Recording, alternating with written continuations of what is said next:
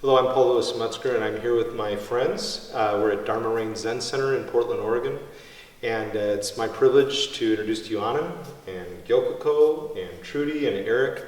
And we've been friends for a very long time, and as Zen Buddhists, Tibetan Buddhists, evangelical Christians, we have been interacting over how religion can both be a source of trauma. Religion and spirituality can be a source of trauma, but it can also be a form or a source of resilience. And for us, this really started back in around 2003, 2004. There was a traumatic event in the city of Portland with the fatal shooting of an African-American woman, Kendra James, by a white police officer, and it caused for great outrage in the city. It wasn't the only time this has happened. And there was a national organization that came to town to bring together police officials, religious leaders, other cultural leaders of various kinds to work through the trauma that was the result of this particular event. And at that point, I met Abbot Kyogen Carlson, who was the co-abbot with Gyokoko Carlson, who's also abbot here at Dharma Rain Zen Center. And Trudy and I are from Multnomah. Trudy's also a pastor in the Portland area. But I met Abbot Carlson. I'm a professor at Multnomah Seminary and Zen Buddhist priest, and there was all this going on about how we need to leave our religious convictions at the door and just kind of find some neutral space. That's what some were saying, and he and I, though we were at very different points of the spectrum, religiously or spiritually, our approach was very different. We thought we actually had to try and come from our own positions, centered in our own positions, and really work toward engaging the religious or spiritual other where we can move through our convictions to engage. And so we struck up a conversation then, and then several months later, he reached out to me and said, Paul, could our communities come together, because with the presidential elections, this was in late 2004, gay ballot measure and the like, President Bush won re-election, gay ballot measure went not in the direction that many liberals were hoping it would go. And so there were many people who were pained by conservative Christianity because we were seen as playing a role in this nationally in terms of the presidential election and even locally with regional politics. He said, would you come to our Zen Buddhist Center for a potluck and to talk about compassion from your evangelical Christian perspective? To put it in other words, there's a lot of trauma that we're feeling in our community, and some would say that they feel that evangelical Christians, these conservative evangelicals, are the source of that trauma, and he wanted to build resilience, and the way he did that was through building empathy, cultivating empathy to understand one another over a meal.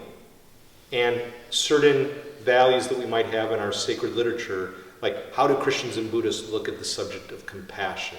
And how can we become more compassionate toward others? And I don't know if he was thinking about social psychology. I'm sure he was thinking about his Zen Buddhist tradition as a resource. But Gyokoko, you were there with him. And as he's passed away a couple years ago from a massive heart attack, you really are our greatest source of really what was going on there in his thinking when he reached out to me. Well, one of the things that we were dealing with is we put a high value on harmony within our community. It's an important way in which we interact with each other. And what was happening is people were saying things in public that were very harsh, taking whole groups of human beings and labeling them as evil or bad or ill-intentioned, and the way it was, the trauma was drawing people away from our core values was disturbing, extremely disturbing. And the way he thought we could start working through this is by controlled exposure to some of the people who belong to those groups that were being reviled within our community. So that, and one of the things that we have seen over and over again is that when people sit down and break bread together, they put on their best manners, and they are more likely to be civil if they are sharing food. And I wasn't at that first potluck, but it was reported to me that somebody on the evangelical side said, "Oh, you eat potato salad? We eat potato salad too." and it helped to normalize and humanize the other, that they started to seem like people that could perhaps to some limited degree be trusted. And from there, we found more and more commonality and mutual respect, because even as we explored our differences, and there are radical differences in our philosophies and worldview, we are still human beings on the planet, and we still share the same DNA. We're still You eat potato salad. We eat potato salad. Thank you, Gyokuko. And that's been going on since Yeah. that time when we first had that potluck. We've been doing it ever since, and now it's 2017, and we're having one this Tonight. evening. Yeah. So, Trudy, you were there, and Anand was there, and Eric was there for a grant initiative that took place several years after that, where we did a whole series of these forums. And I think that's where I met Anand. Trudy was a student at Multnomah Seminary at the time.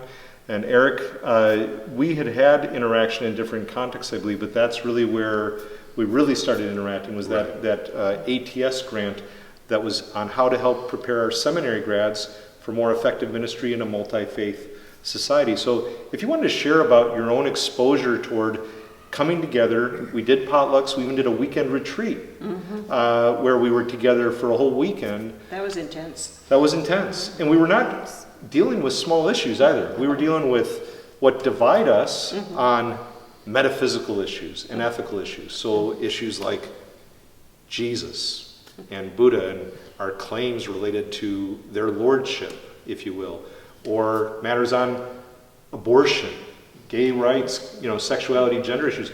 We weren't dealing with light subjects, very intense, and there was some trauma at times, and also I think some resilience. If you want to share about those initial experiences, what you felt from just coming together for that particular year of dialogue, potlucks, and the retreat, and then I might ask you some more specific questions in terms of your own stories dealing with faith as traumatic and also as a source of resilience. So who would like to share? Anand or Eric or Trudy? I'll go ahead with that. When I was 11 years old, I became a Roman Catholic, and it was a marvelous home for me to find.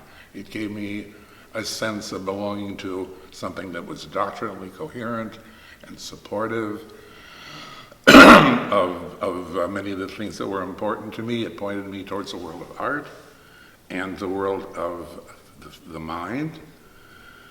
And I was very excited by finally feeling at home. I'd been a Roman Catholic for about 8 months, and I was reading a book that was very popular for many generations of Catholics, The Lives of the Saints. And I realized that my sexual impulse to use that right hand for masturbation was going to put me in hell forever. And I can remember clearly the night reading The Lives of the Saints and seeing how they struggled with their sexuality, how they punished their bodies. And I was both terrified but also encouraged that there was something I could do about it. So I learned to fast and to pray and to sleep on the boards of the floor in my closet and to whip my body and to just subject it to various hardships. And nonetheless, no matter how intensely I prayed and asked for help, that hand got inhabited by a demon periodically and led to my just really hating my body and being dissociated from it and trying to find freedom from this. It became an obsession with me in the sense that it occupied the space straight in front of my mind all the time. And when I was advised that if I tried a particularly austere form of monasticism, it might cure me of my sinfulness, I dove into it, and I was in a religious order for 10 years. I was also seriously dissociated from my body.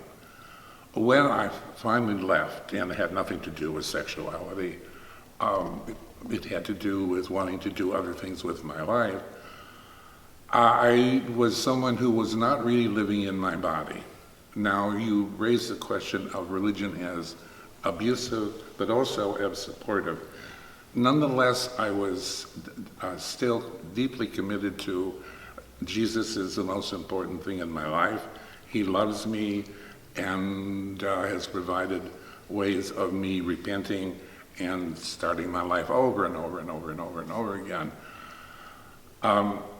It became very wearisome, and I tried suicide. I tried suicide twice.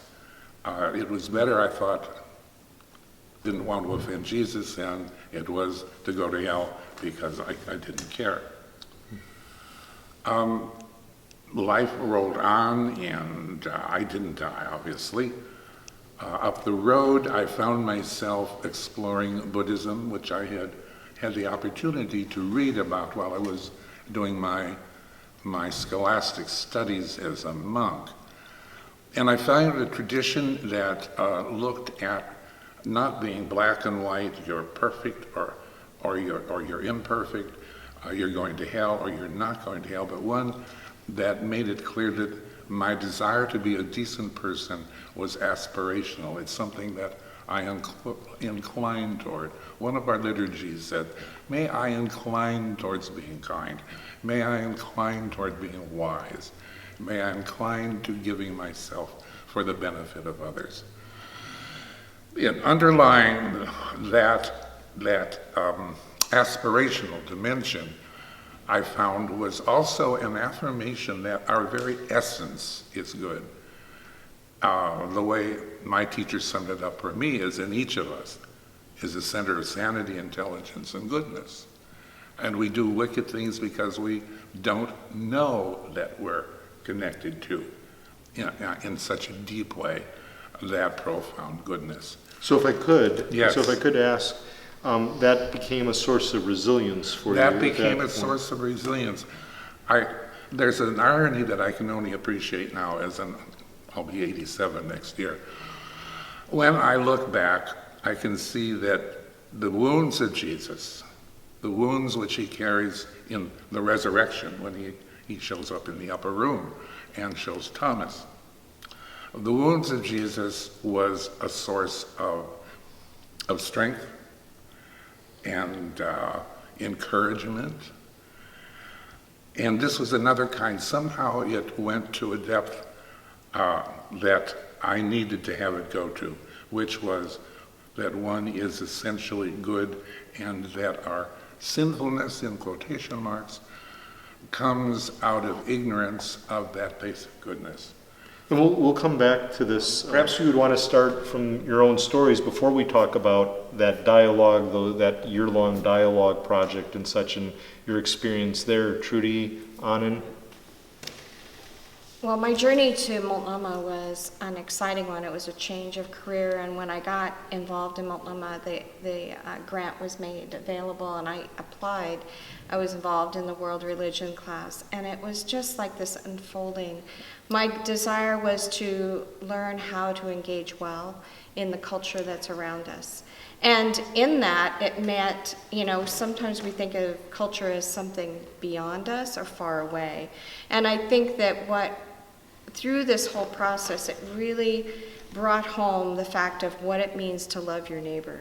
And so loving your neighbor well, that doesn't mean just knowing their name, but knowing them and how to break down some of the walls that have been built through our cultural dissensions in many ways. And so what the experience I had going through the potlucks, and like you said, it was a simple sitting down at a table. We all bring something. So we all have ownership at the table. And that does create an equality as we join each other. And it seems so simplistic, yet it's so rich. And like you said, it humanizes us to become that part of that neighboring. And what was the first year was extremely painful because there's so many visuals that are in my head of just us against them kind of thing. Even if we didn't think they were there, what happened is that all of the history and the situations that had happened, whether on our differences, had pulled us to these different sides. And there was such an arm held out of defensiveness in the process. And that year, I just felt I learned how to listen. And in that listening, and it has brought the how to listen to people, and as a pastor, it's learning that ability to listen well, not with judgment, but to listen to the backdrop of the pain that's coming forward. And that was what was so overwhelming, was hearing the pain of the individuals, of things that had happened in their lives, of judgment that was being done, and how that idea of Jesus as the one who's compassionate and loving and merciful was basically clouded because of these issues of pain. Rejection, and, even exactly. by Christian families, Yes. and where they were repulsed. Exactly. And so that pain, that angst, and there'd be trigger experiences based on just Right. being with us as evangelical Christians. Yeah, and walking through that was painful to hear, but it was really important for me to hear. It was important for me to stop and listen. And as the time grew on, what we found was that the walls started to be broken down. Because it's like you said, we were starting to learn there's still some commonality. That doesn't mean that we agree. And there's lots of, within our faiths, I think that's what's so beautiful, is that we come to the table knowing, for myself, the relationship I have with Jesus, and that as I come to the table, I'm prayerfully coming to be present and listening and hearing and being that neighbor that is not just across the street holding an arm out at arm's length, but actually coming with a friendship. And I think that was such a beautiful transformation. And at that retreat was where I felt like so many of the walls started to fall down. When, there was some beautiful moments where we realized that some of us were struggling with similar things. And as a parent of a special needs child, somebody else who was dealing with that same thing, we realized that we had a common ground, that we could share a similar pain together, and how we framed that in our walk, and how I frame it with my walk with Jesus. And every time I come to these times, I want to be praying to be present and hear well. And it doesn't mean that I'm sitting here trying to convince everyone. I just want to be true to the gospel and to who Jesus is in his loving compassion. He reached out to people that were not normally reached out to. And he didn't shy away from the people on the outskirts that most of the religious leaders would dismiss. And not to say this is a dismissal, it's a point of that we need to be careful, that in all of our settings that we need to live well within our communities and in our neighborhoods, and to be able to be good listeners, but also true to the gospel in saying that we're coming here to share the love of God. and to be present in that. But that doesn't mean that I sit and do judgment. And I think that was the big one, was everybody, it's not my job to judge. That's not my job. My job is to love and to be present and to share. So in terms of evangelical faith, my experience of that was well before I ever came to Dharma Rain. Some of my family members converted to the evangelical faith, and it was a very sudden transition and a very extreme transition. And the way it was framed was that I was going to burn in hell if I didn't accept the sort of exact faith that had been suddenly and fiercely embraced. And so there was a real sense of dismissal from my family, of rejection from my family. And the issues related to being a lesbian and my sexuality were a little bit even separate from that. They wouldn't even have cared about that if I would just think what they thought and adopt the faith that they had adopted. And so there was a very painful and deep sense of rejection, alienation, and dismissal because of this faith. And so that was probably 10 or 15 years before I came here to Dharma Rain and started practicing. And I think that if I had not engaged in this, you don't hear a whole lot about self-discipline in Zen, but it really is a very disciplined practice to sit still and to pay attention. And so I think that if I hadn't had that, it would have been very hard for me to sit down in a group of mixed Zen and evangelicals and really listen and be present. And so in that way, I feel like my Zen practice was a real source of strength. And resilience, because I don't know that I could have done the dialogues without that grounding. To Trudy's point, it was really helpful to just listen. Like, stop the mind, stop the judgment, stop the reactivity, just hear what people are saying. And it was very healing to sit with evangelicals who were willing to do the same, because that had not been my experience. So it was very transformative for me as well. It was difficult. That weekend retreat was, there was nowhere to go, nowhere to hide. We were out in the woods.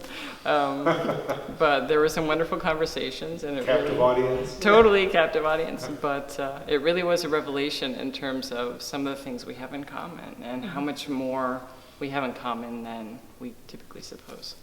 So. Thank you. And how about for you, Eric, that year of potlucks and the retreat, because you were there for all of it? Well, this is my 6th year with you guys. Excuse me. And I would consider it one of the most important experiences of my life, because I found myself moving through what's been well described by my friends here, that sense of alienation and then growing concern for another person in their personhood. And they're just their reality as an individual.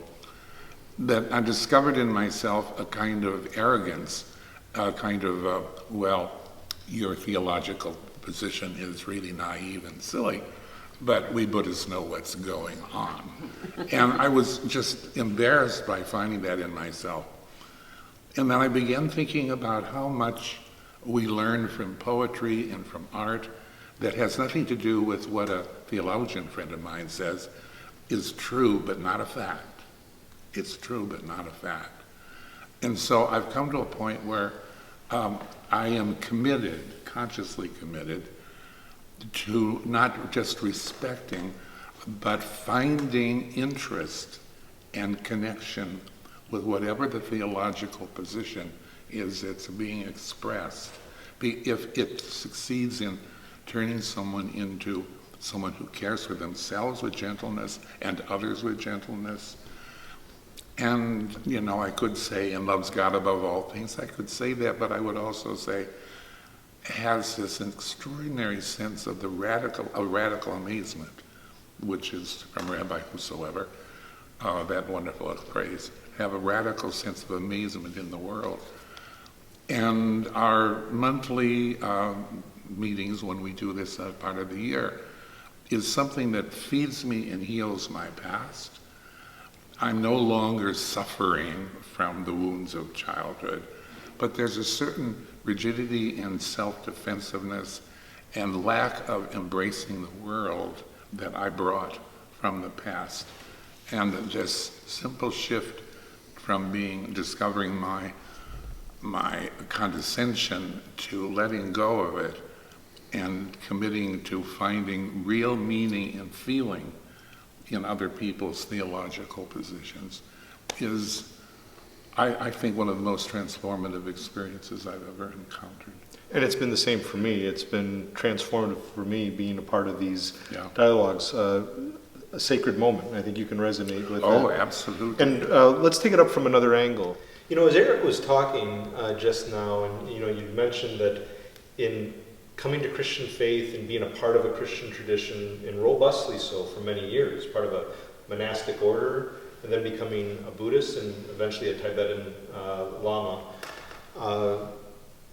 You actually, through these dialogues with evangelicals, in a sense, came back full circle, not toward being a Christian, but the very group through which you experience trauma, namely Christianity, is the very group, shall we say, with whom, as a Buddhist, you encountered and experienced some form of resilience. Yes. And there's this moving beyond this kind of tribalism, where it's my tribe, their tribe, war with those tribes. If you're a part of my tribe, we'll have healing here. But the kind of healing we're talking about, you would call it individual karma, collective karma. There's a sense in which we need greater collectivity at times, because we're all human. Not just potato salad brings us together, but DNA and such. So if Gyokko and others, would you mind speaking to that about how it could be the case that the very ones from whom the trauma comes are the very ones with whom the resilience, with whom the resilience will occur, if that resonates? I'd like to say something right up front, and that's I teach from the Gospels frequently. My monastic experience filled me with scriptural references, which have broken into bright light over the years, not to take me away from Buddhism, but to help me see Buddhism more clearly, and also the Buddhism allows me to see the Christianity more clearly. Some theologians might disagree, but actually, because I follow Christian theology reasonably well, they're finding similar things happening in themselves. And I think this is a larger thing that has to do with moving out of the tribalism that you refer to. Thank you, Eric. That's very meaningful. And Gyokko, what might you wish to share? Well, I would bring a personal story into this, which is I was raised kind of a mongrel Protestantism and walked away from it in my teens and didn't think I was particularly interested in religion until I wandered into Buddhism, seemingly by accident, and became more and more convinced that I had come to my true home. The way I describe this is that we are born with an inner spiritual language, and I was accidentally born into a family that didn't speak that language. And I found my tribe in my 20s, and once I found my tribe, I jumped in wholeheartedly and completely, much to the dismay of my mother. But I committed myself. I moved into the monastery. I became ordained. I did it all. But at one point, I came to visit my family and went to see my grandmother. And my grandmother lit into me. The thing that triggered her was that I caught a wasp in her house and took it outside rather than kill it. And she just laid into me about how I was in league with the devil. And Satan, wasps? Wait, that's a new one, right? yeah, well. Flies I knew. Wasps I didn't know. And that was a traumatic event for me. I worshipped my grandmother up to that point, and to be turned on over something that I saw as an act of compassion and she saw as betrayal of everything that she stood for. I mean, she was obviously packing my Buddhism into this as part of my betrayal, but it came down to that wasp. When we had those first big potlucks, the ones that were supported by that grant, I sat down at a table with a bunch of evangelicals, and we went around the table and told something of our story. I told that story about my grandmother. I had been a monk and a priest and a leader of men for years, and felt safe and secure and confident in myself and in my religious practice. And when I told that story, I was in tears. And I was shocked that I was crying there as I told that story. And one of the evangelicals at the table said she understood, that she heard my pain and she was sorry for it. And that was a moment of healing for me. That was a really significant, and as you say, it was as if it was coming from the wounder, although, you know, my grandmother obviously was long dead at that point, but because it was coming from a Christian who shared some of my grandmother's beliefs and values, that touched me deeply and was a really significant turning point for me in my spiritual journey. So these conversations have been transformational, and following up on what you said about tribe, Paul, it I think was so fundamental and so important that it was the leaders of each community that stepped forward to lead this and believed so deeply. So Gyokiko and Kyogen and yourself, and I feel like that's really pivotal in forging these kinds of links and understanding, continuing the conversation as they have here at Dharma Rain and with your folks as well. That this leadership, modeling of compassion, modeling of presence, modeling of God's love, however you describe that or however you understand that, is really the key to continuing this work, which is so transformational. So thank you.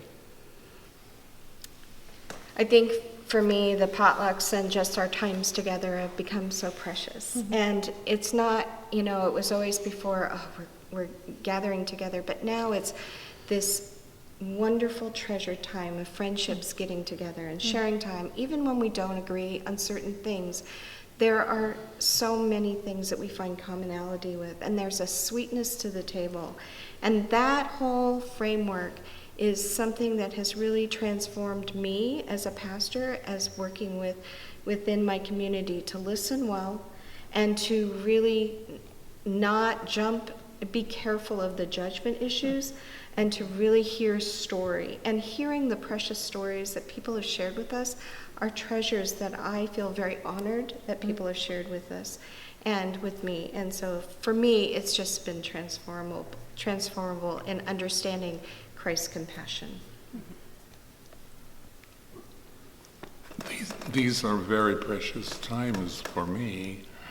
As I come to the end of my life, I feel like I'm having the privilege of experientially encountering the goodness of other people, evangelicals, and the goodness of other people, Buddhists, as distinct from encountering doctrinal formulations as though they were the ultimate determinant of who should be in my life and who should not be in my life. The ultimate determinant somehow is, one of the Psalms speaks of, I would have caring rather than sacrifice. I forget whether it's one of the Psalms or not. Yeah, Psalm 51. But it seems to me it's that rudimentary that I'm on the verge of preferring caring and gentleness between us, and toughness when that's an aspect of our care for one another, but not looking to the formulation of words as what will determine whether someone is in or outside of my life, and vice versa. I am very grateful that you and you and you and you are in my life, and at the moment you also stand for so many other people to whom I can address the same observation. Thank you, Eric, and thank you, Anand and Gyoko and Trudy. And it's now time for our potluck for the monthly gathering, and just grateful for all of you and the friendships that have been fostered over the years as we move from trauma to resilience. And there's a word of hope there, and a heart of hope, I believe, for our culture at large. So thank you. Thank you, Paul.